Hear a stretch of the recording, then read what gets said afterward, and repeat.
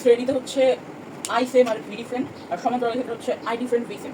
তো এখন যদি এখানে যেহেতু ভিটা ডিফারেন্ট, তার মানে এখানে যে দুইটা রোধ আছে, এই দুইটা রোধের মধ্যে এখানে ভি ওয়ান আর এখানে ভি টু, মানে দুইটা আলাদা আলাদা ভোল্টেজ হবে। তাহলে এখন দুইটা ভোল্টেজ বের করার সূত্র আছে একটা, এটা হচ্ছে ভি ওয়ান, এটা হচ্ছে ভি টু। এখন তাহলে এই ভোল্টেজ যদি বের করতে চাই, সেটা সূত্র আছে, সেটা হচ্ছে ভোল্টেজ ডিভাইডেড রুল। এখানে ভি ওয়ান সূত্র হবে হচ্ছে এই আর ওয়ান আর যোগ করতে হবে, আর এই টোটাল যে ভোল্টেজ আছে সেটা গুণ দিতে হবে, আর উপরে হচ্ছে এখানে যে ওয়ান আছে, এখানকার যে ওয়ান, সেই ওয়ানই বসবে এখানে, মানে আর ওয়ানটা বলবো।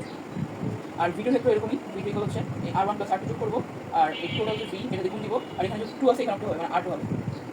তো এটা হচ্ছে ভোল্টেজ ডিভাইডেড রুল, যেটা শ্রেণীতে থাকলে এরকম করতে হয়। আর এখন হচ্ছে করবো সমান্তরালের ক্ষেত্রে। তো সমান্তরালের ক্ষেত্রে হচ্ছে আই ডিফারেন্ট আর ভি সেম। তো আই ডিফারেন্ট হলে তার মানে এখান থেকে আই ওয়ান যাবে কারেন্ট, আর এখান থেকে আই টু যাবে কারেন্ট, এটা আলাদা আলাদা কারেন্ট যাচ্ছে, এখান থেকে আই ওয়ান, এখান থেকে আই টু, আর এখান থেকে হচ্ছে টোটাল আই যাচ্ছে। তো এখন এখানকার যে আই আর এখানকার I two, I one I two বের শুরু হচ্ছে কারেন্ট ডিভাইডেড রুল। তো আই ওয়ানের সূত্র হলো এই R one plus R two যোগ করতে হবে, আর টোটাল আই দিয়ে গুণ দিতে হবে, আর উপরে এখানে যে ওয়ান আছে, এখানে ওয়ান থেকে এখানে টু হবে, মানে ভিডিওটা হবে, তাহলে এখানে আর টু, আর আই টু হলো সেম এরকমই R one plus R two into total I, আর এখানে যদি টু আছে এখানে ওয়ান হবে, এখানে হবে আর ওয়ান। এটা হচ্ছে সূত্র। এখন এখানে বলছে যে বর্তনীর এ ও বি বিন্দুর মধ্যবর্তী বিভব পার্থক্য কত। এই দুই বিন্দুর মধ্যবর্তী বিভব পার্থক্য হয়েছে। তো প্রথমে এই সাইডটা সিম্পলিফাই করা লাগবে। তো এই তিনটা 1 2 3 সমান্তরাল আছে, এখন এই তিনটাকে হচ্ছে সিম্পলিফাই করতে হবে। তাহলে সমান্তরালে করলে কত হয়, আর এবিতে 1 inverse plus 2 inverse plus 1 inverse 4 inverse, এটা করলে আসলে 0.4। তো এখন এই তিনটাকে আমি আঁকাই নেই।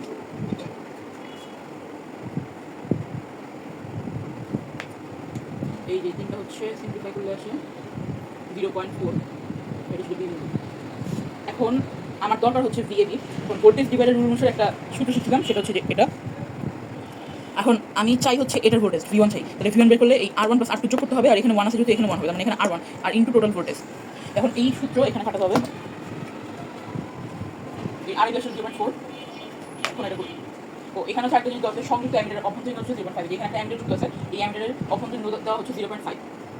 এখন এই আলোটাকে যদি ধরি আমি আর ওয়ান, আর এই যেহেতু অ্যামিটার রোধ দেওয়া আছে, তাহলে এই এটাকে যোগ করতে হবে, আর এই যেটা এটা একটা রোধ, এটা একটা রোধ, মানে এটা আর ওয়ান, এর পুরো গোল, এটা হচ্ছে আর টু।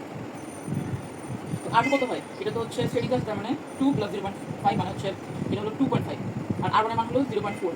এখন এই সূত্র যে দেখালাম একটু সেটা খাটাই, তাহলে ভিএবি ইকুয়াল এই যে আর one plus R two into total voltage, আর এখানে যেহেতু আর ওয়ান মানে এখানে হচ্ছে আর এবিকে বসেছি, তাহলে আর এবি, তাহলে এখানে যদি এবি আছে এখানে এবি হবে, তার মানে এবি মানে কি আর এবি। আর এবির মান পাইছিলাম হচ্ছে এখান থেকে এবি, আর এবির মান হচ্ছে 0.4, এর উপরে 0.4 আর নিচে হচ্ছে 0.4 প্লাস আর টু মানে 2.5 ইন্টু টোটাল ভোল্টেজ মানে 10 আছে 10। এখন এটা ক্যালকুলেশন করতে হবে, 0.4 ডিভাইড বাই 0.4 প্লাস 2.5 ইন্টু 10, এটা হলো 1.379 1.379 ভোল্ট। এটা হচ্ছে অ্যান্সার। এখন এই সেম ম্যাথটাই আরেকভাবে করা যায়, সেটা হচ্ছে যে এটা এরকমই থাকবে, আমি মুছে দিই।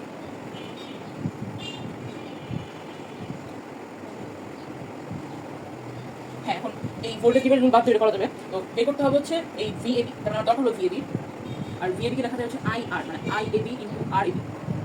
তাহলে আই এবিটা কেন বের করবো, এখন আই তোমার জানা আছে এ আর বির মধ্যে রয়েছে হচ্ছে আমার 0.4। তো আই বি মানে হচ্ছে এই আই এবি, মানে এখান থেকে যত কারেন্ট বের হচ্ছে সেটা।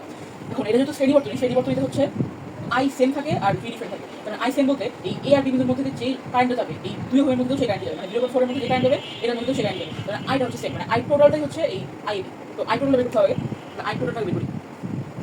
জানি হচ্ছে I equal E divide by R plus R, এর মধ্যে হচ্ছে 10, আর এই তুল্য লাগবে। এখন এই পুরো বর্তনীর তুল্য সেটা কত, তুল্য রোধ হচ্ছে 0.4 প্লাস 0.2, এটা কিন্তু হবে না, এটা অভ্যন্তরীণ রোধ আছে, অভ্যন্তরীণ 0.5, এটা হচ্ছে আর। এখন এই তুল্য রোধ হচ্ছে এই দুটো যোগ হবে 2 + 0.4 মানে হচ্ছে 2.4, আর অভ্যন্তরীণ রোধ আছে হচ্ছে 0.5, তাহলে 0.5 করি। এখন এটা ক্যালকুলেশন করি, 10 ডিভাইড বাই 2.4 প্লাস 0.5, এটা হচ্ছে 3.44। এখন তাহলে আই মান হচ্ছে 3.44। এখন এই দুটো ক্যালকুলেশন করলে এই দুই বিন্দুর মধ্যে বিভব চলে আসবে, 3.44 ইন্টু 0.4 ক্যালকুলেশন প্লাস হচ্ছে 1.379 ভোল্ট। এটা হচ্ছে এরকম কীভাবে করা যায়। এখন এখানে বলছে যে বর্তমানে এবি অংশের বিভব পার্থক্য কত, তো এটা হচ্ছে এ আর হচ্ছে বি, তাহলে এবি অংশের মধ্যে বিভব পার্থক্য কত। এখন এই সার্কিটটা যদি সিম্পলিফাই করি তাহলে কি বুঝতে হবে, তাহলে আগে সিম্পলিফাই করে নিই।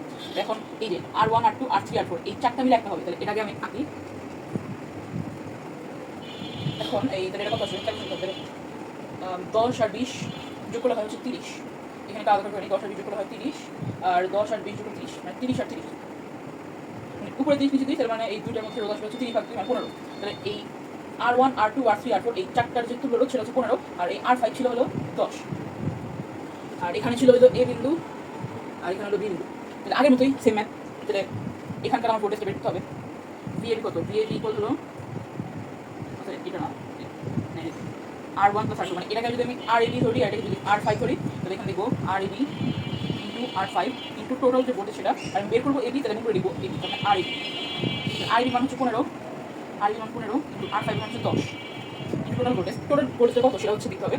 এখন এখান থেকে যে এখানে কোষ একটা আছে কোষ থেকে আমার বের করে নিতে কত 3 আর 3 যোগ করলে হয় 6 এখানে 3 আর 3 যোগ করলে হয় 6 এখানে আমি আঁকে দেখাই 3 আর 3 যোগ করলে এখানে আছে 6 আবার 3 আর 3 যোগ করলে আছে 6।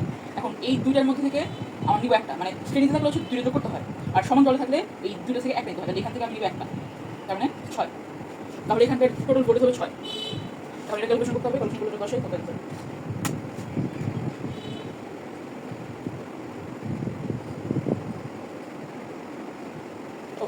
সরি এখানে বলে গুণ দিচ্ছি এখানে যোগ হবে আসে হলো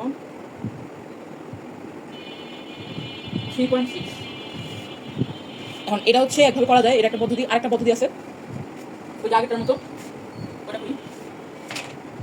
ওটা সূত্র হলো VAB equal IAB into RAB। RAB মানে আমি জানি যে 15, এখন আমার দরকার হচ্ছে IAB সেম আগের মতোই দেখো টোটাল যে কারেন্টটা আসবে I সেই আইটাই হবে এই IAB। এখানে এটা বসাতে ক্যালকুলেশন চলে আসবে। এখন টোটাল আইটা বের করি I ইকুয়াল হলো E divided by R plus R। E এর মান পাইছি এখানে 6 আর টোটাল যে বর্তনী টোটাল কত এটা পাইছিলাম 15 আর এটা পাইছিলাম 10 তাহলে 15 প্লাস 10 25 25 আর এখানে অভ্যন্তরীণ নাই তার মানে 0 6 ভাগ 25 শত এটা 0.24 এখানে 0.24 বসাই কত আসে 0.24 ইনটু 15 3.6 এটা হচ্ছে এভাবে করা যায়। এখন আগে হচ্ছে দুটো ম্যাথ করছিলাম সেটা করছিলাম হচ্ছে ভোল্টেজ ডিভাইডার রুলে, এখন এই ম্যাথটা হচ্ছে কারেন্ট ডিভাইডার রুলের একটা ম্যাথ। তো এটা করবো বলছে যে R প্রাইম রোধের বিভব পার্থক্য কত, এই R প্রাইম রোধের যে বিভব পার্থক্য সেটা কত হয়েছে। এখন তাহলে সূত্র কি জানি VR prime equal IR prime into RR prime মানে V ইকুয়াল IR। এখন এই IR প্রাইম এটা বের করতে হবে, সেটা বের করবো হচ্ছে কারেন্ট ডিভাইডার রুলে, কারণ এই বর্তনীটা আছে সমান্তরালের ক্ষেত্রে I ডিফারেন্ট হয় V সেম হয়। তার মানে এখানে R এর মধ্যে দিয়ে যে কারেন্টটা যাবে আর R প্রাইমের মধ্যে দিয়ে যে কারেন্টটা যাবে সেটা দুই ভাগ হয়ে যাবে, মানে যাওয়ার সময় কারেন্ট দিতে সময় এখানে যাবে আবার এখানে যাবে, দুই ভাগ হয়ে এদিকে যাবে। তার মানে দুই দিক দিয়ে আলাদা আলাদা কারেন্ট যাবে।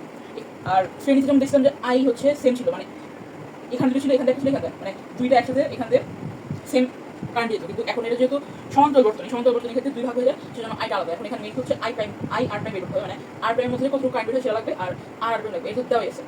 R প্রাইমের মধ্যে হচ্ছে 5, এটা আমার দেওয়া আছে। এখন আমার বের করতে হবে এটা বের করলেই অ্যান্সার চলে যাবে। এখন এটা বের করি, এটা সূত্র হচ্ছে I ইকুয়াল মানে IR প্রাইম বের করবো IR প্রাইম।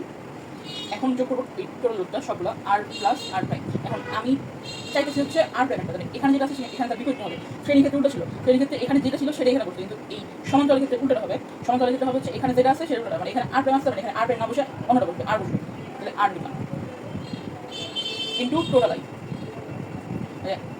R এর মান দেওয়া 10, এটা 10 আর হচ্ছে R প্রাইম মান দেওয়া 5। এখন আমার লাগবে টোটাল আইটা, টোটাল আইটা আমি করবো টোটাল আই বের করার সূত্র সেটা হচ্ছে যে I equal E divided by R plus R। কি এর মান করতে এখানে বলছে প্রতিটি কোষ 1.54, তার মানে এটা 1.5 এটা 1.5 এটা 1.5, তাহলে শ্রেণীকে কি করে যোগ করতে হয় না 1.5 প্লাস 1.5 প্লাস 1.5 মানে তিনটা যোগ করতে হবে। তো যোগ করি 1.5 প্লাস 1.5 প্লাস 1.5 আর টোটাল যে হচ্ছে তুল্য রোধ সেটা কত, এটা হচ্ছে 10 এটা হলো 5, তাহলে এই দুইটাকে তুল্য করতে হবে সমান্তরালে। তার মানে 10 inverse plus 5 inverse whole inverse এটা করতে হবে।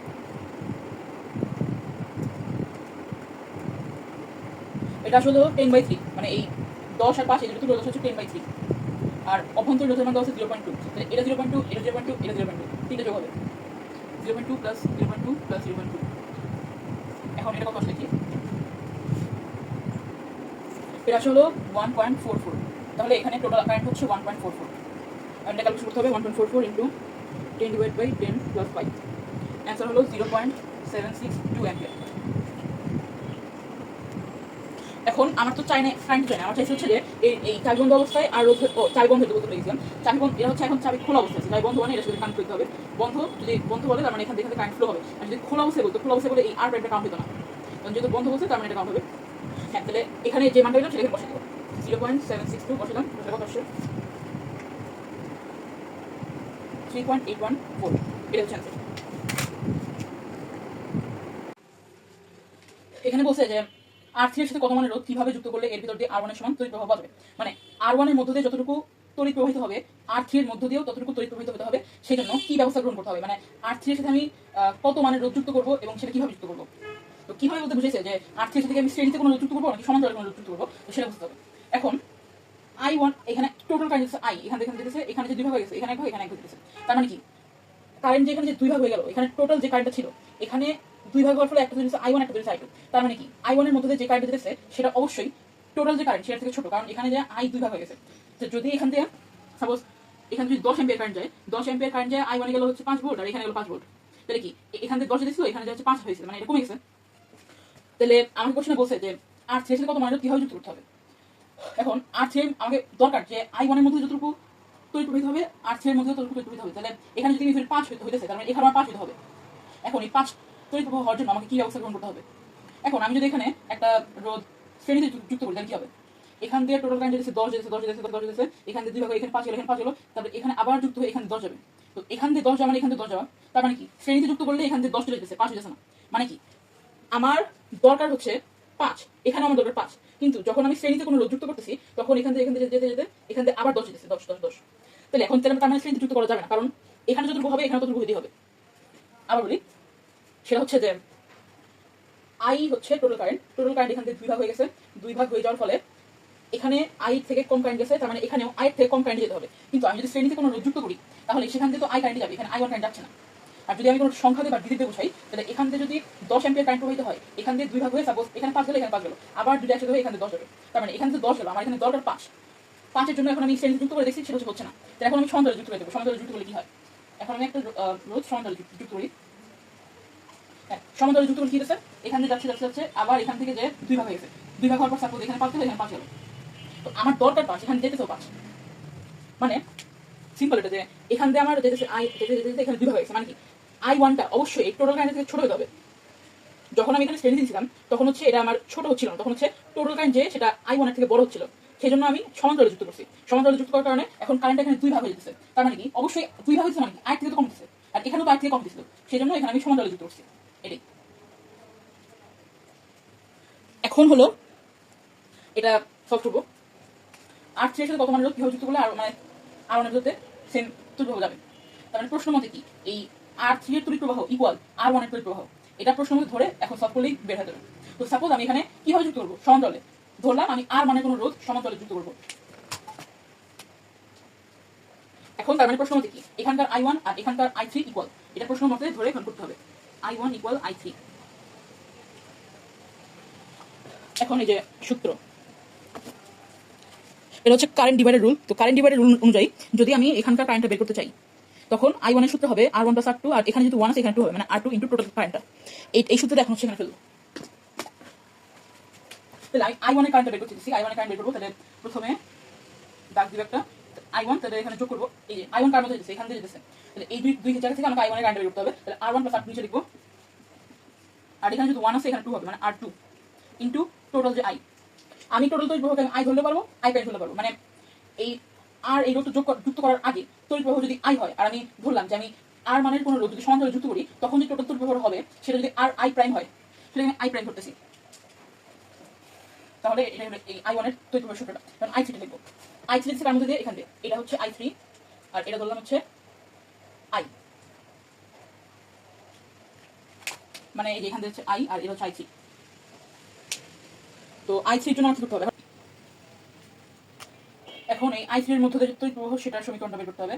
এখন এখান থেকে এটা হচ্ছে R3, তার মানে এখান থেকে যাবে I3।